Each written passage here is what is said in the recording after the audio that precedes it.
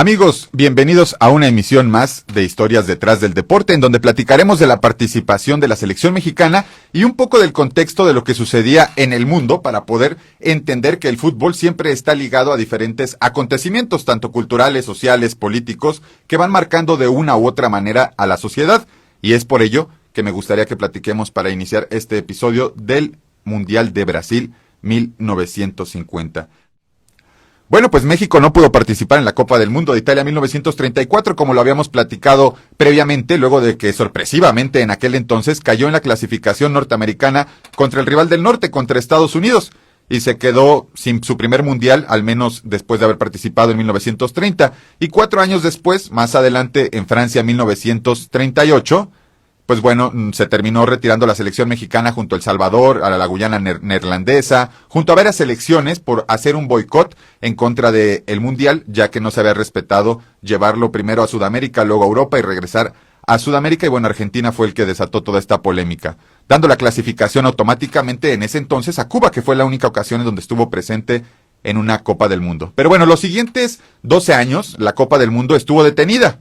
Les voy a platicar por qué. Se llevó a cabo desgraciadamente la Segunda Guerra Mundial. Es un hecho histórico que pues marcó la vida pública de cada país, por lo que se decidió reorganizar hasta 1950 esta competición, en donde Brasil al final fue la elegida como sede, luego de que Suiza también puso una propuesta para poder ser la candidata número 1, pero fracasó por los pocos estadios que tenía para poder albergar un torneo tan importante.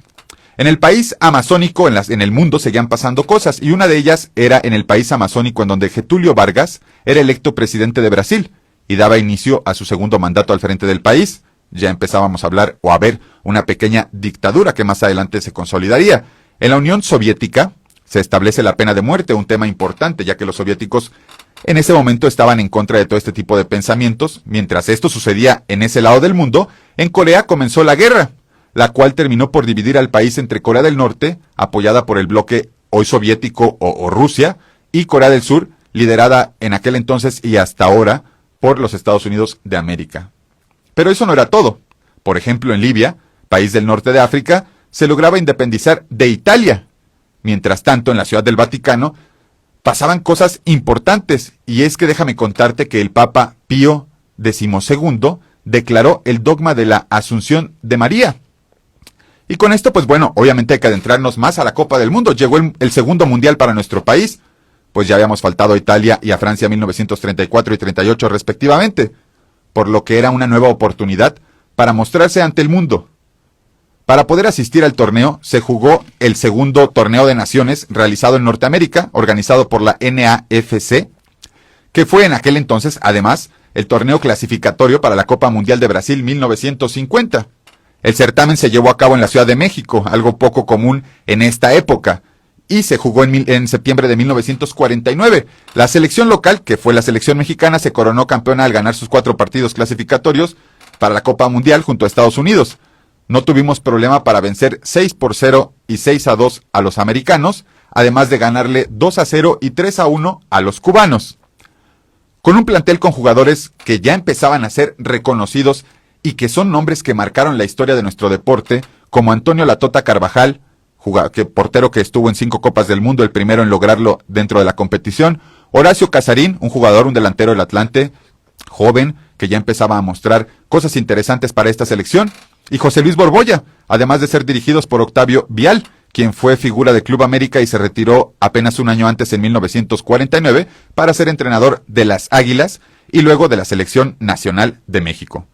Esto fue un mundial histórico para los amazónicos, los charrúas y para nosotros, obviamente los mexicanos, ya que los nuestros vieron de todo un poco entre las humillaciones dentro de lo deportivo y los líos que siempre nos ganan extracancha entre enfermedades e indisciplinas.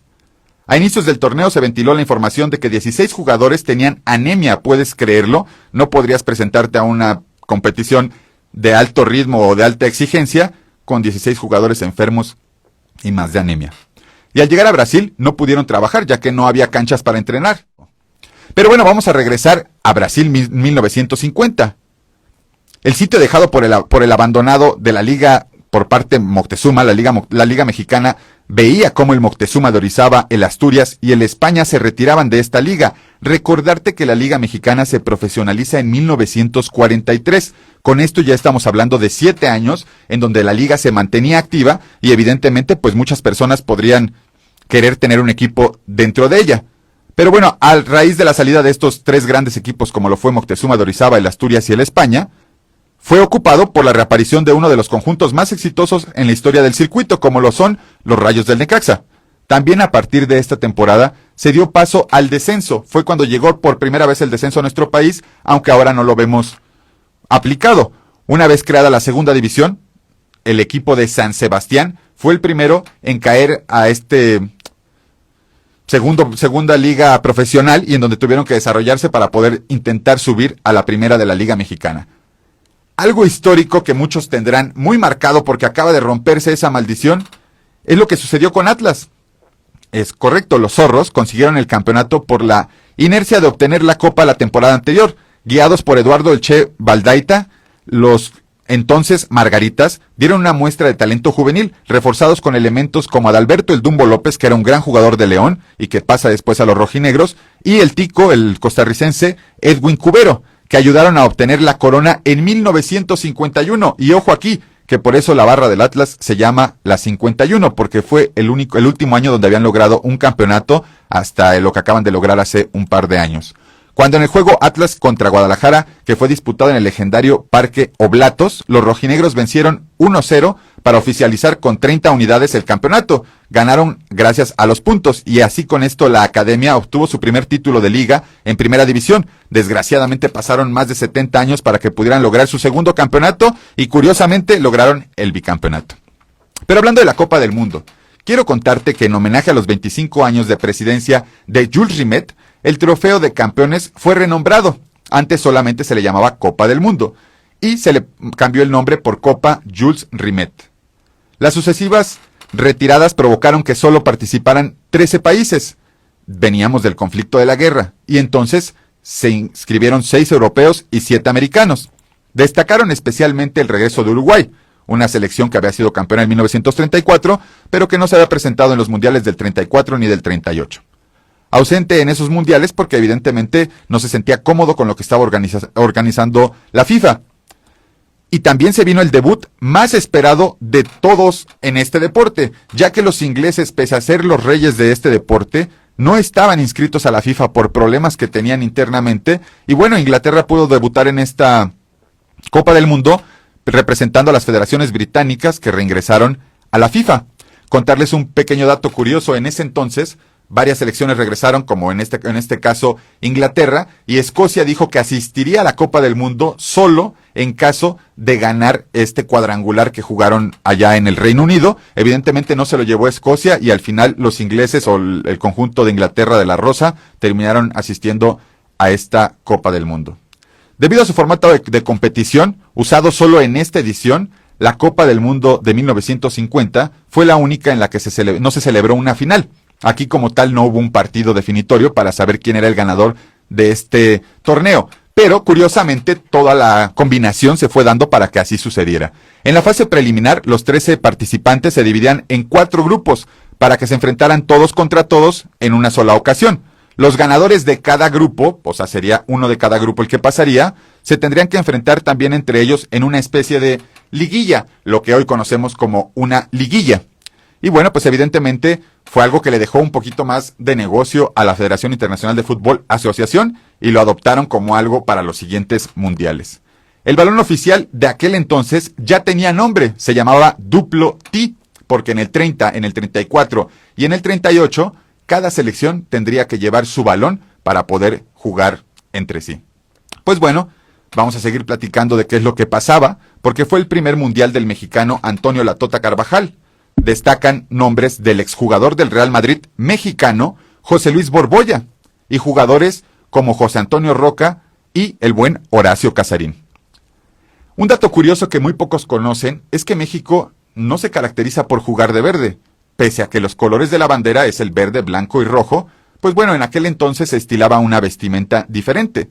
México vestía de guinda con short y calcetas azul marino. ¿No lo puedes creer? algo que ya ni los colores pues nos representan como nación.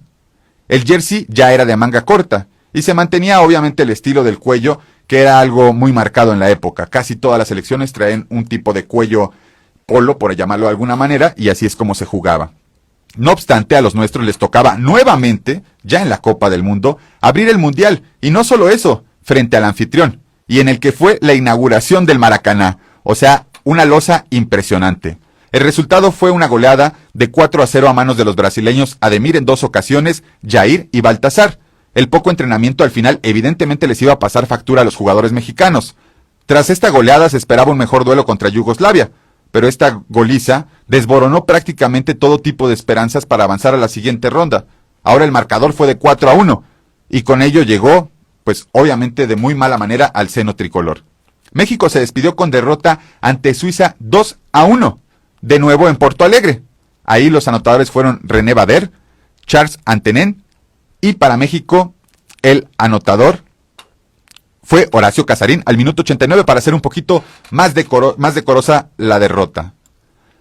Lo curioso de este partido, porque siempre hay algo que rescatar, lo curioso de este partido es que ambos equipos se presentaron con playeras rojas. Evidentemente la de México era guinda y la del cuadro helvético, en este caso los suizos, era roja netamente.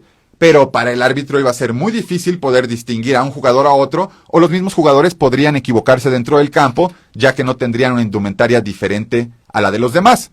Entonces el árbitro decidió hacer un volado. Así es, hizo un volado para ver quién era el que se iba a quedar con el color de la playera original, que en este caso iba a ser la roja. Y tuvimos un triunfo, señores. Tuvimos un triunfo en 1950 cuando México ganó ese volado contra Suiza. Y fue lo único decoroso que pudimos hacer. Al final, el cuadro mexicano, por caballerosidad o fair play, aunque en ese entonces no existía el término fair play, decidió dejar que los helvéticos utilizaran su color original. Y nosotros, los mexicanos, terminamos utilizando una indumentaria del equipo Cruzeiro Esporte Clube, que es un club de allá de Brasil, y que evidentemente, bueno, pues por la similitud de los colores, y aparte que era el único uniforme que había en la época, no era que tomaras un transporte rápido para poder comprar los uniformes, pues México se terminó quedando con los colores del Cruzeiro, y al final terminamos perdiendo este partido por 2-1. Desgraciadamente así terminó nuestra participación en este mundial, pero no te vayas porque vamos a regresar con un poquito más de qué fue lo que pasó en Brasil 1900.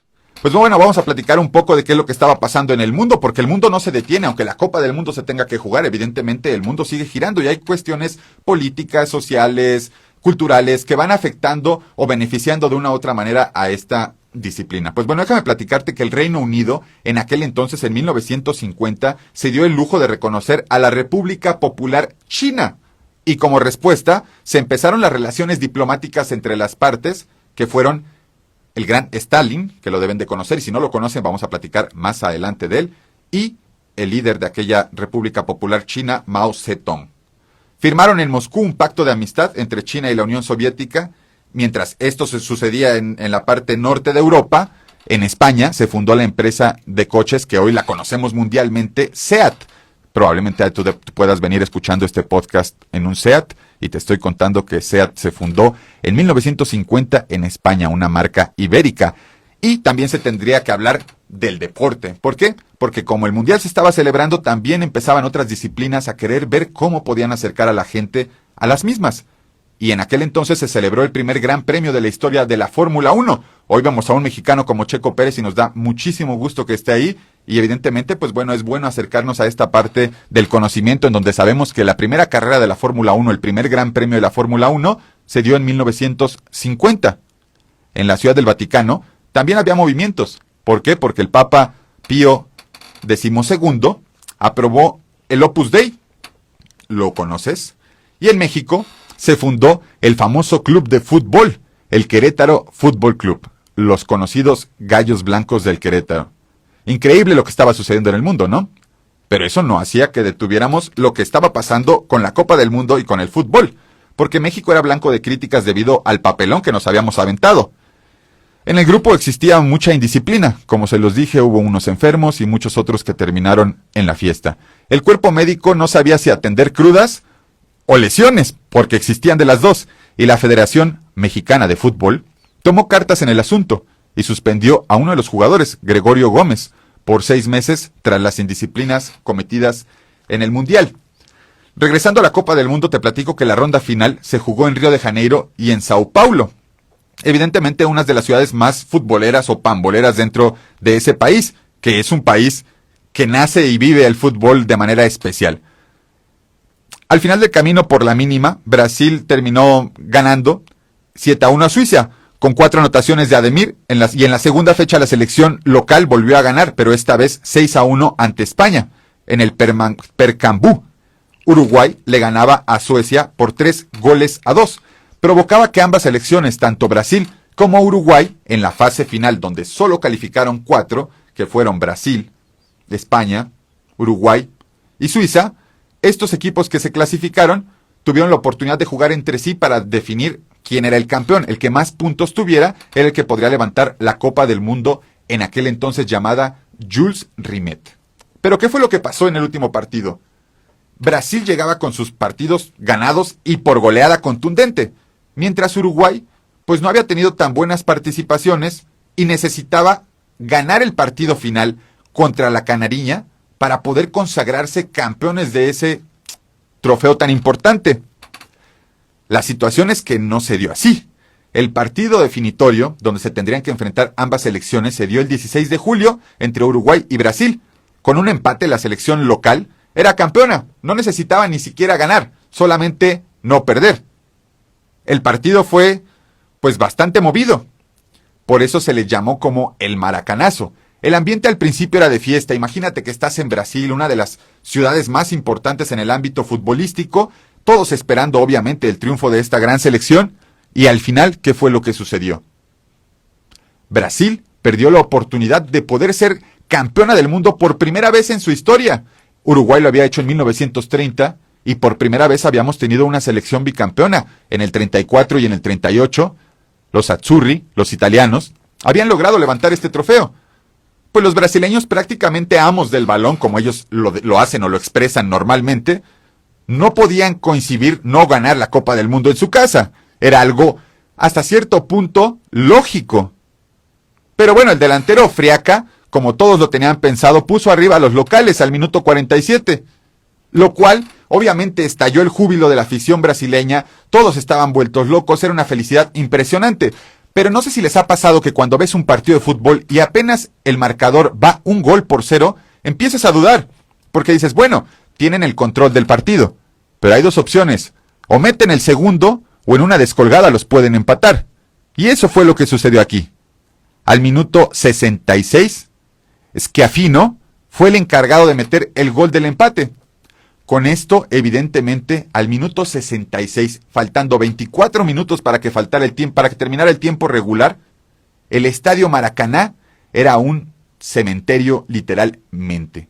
Nadie hablaba, nadie se reía, no se escuchaba, bueno, ni el ruido de los animales. Hasta las mismas aves estaban molestas porque estaba perdiendo Brasil. Bueno, en esta ocasión apenas empatando. Y finalmente, al minuto 79, unos 10-12 minutos después del gol del empate, Alcides Guiglia dio el gol del campeonato para Uruguay, el segundo en su historia. El brasileño Ademir al final del encuentro se consagró como el máximo romperredes del torneo con 8 anotaciones. Fue un buen delantero, pero evidentemente lo que marcó a este evento fue la consecuencia de todo lo que la gente terminó por hacer durante la Copa del Mundo. Muchos en Brasil 1950 se suicidaron, algo increíble. De hecho, en Brasil 1950, recordemos la gran anécdota del rey Pelé, que cuenta cómo su padre veía a través de un aparato radiofónico, la selección brasileña no podía ganar o empatar este encuentro contra Uruguay. El padre de Brasil se soltó en llanto, el padre de Pelé se soltó en llanto, y evidentemente Pelé le dijo que no llorara, que pronto él le iba a regalar esa Copa del Mundo a su padre. Cosa que cumplió, y no solamente en una ocasión, sino en 3 ocasiones. De ahí la importancia del maracanazo. ¿Qué hubiera pasado si Brasil hubiera ganado esa Copa del Mundo? Quizás estaríamos hablando de algo muy diferente, y no hubiera nacido la leyenda que hoy conocemos como el Rey Pelé. Pero Uruguay, al menos para el Mundial de Brasil 1950, se ponía como una de las selecciones más importantes en la orbe futbolística, junto con Italia. ganando el Mundial de 1930 y el Mundial de 1950, y los italianos haciendo lo propio con el Mundial del 34 y del 38. Es impresionante lo que pasa en el mundo del fútbol, ¿no? Y más cuando nosotros estamos dentro de la competencia. A veces no alcanzamos a ver todo lo que puede haber dentro de un torneo, pero para eso existen estos podcasts, para que no te pierdas de toda la información interesante y relevante de México en los mundiales y también de lo que está pasando en el mundo o pasaba en el mundo en aquel entonces. Mi nombre es Víctor Landeros y es un gusto que me hayas acompañado.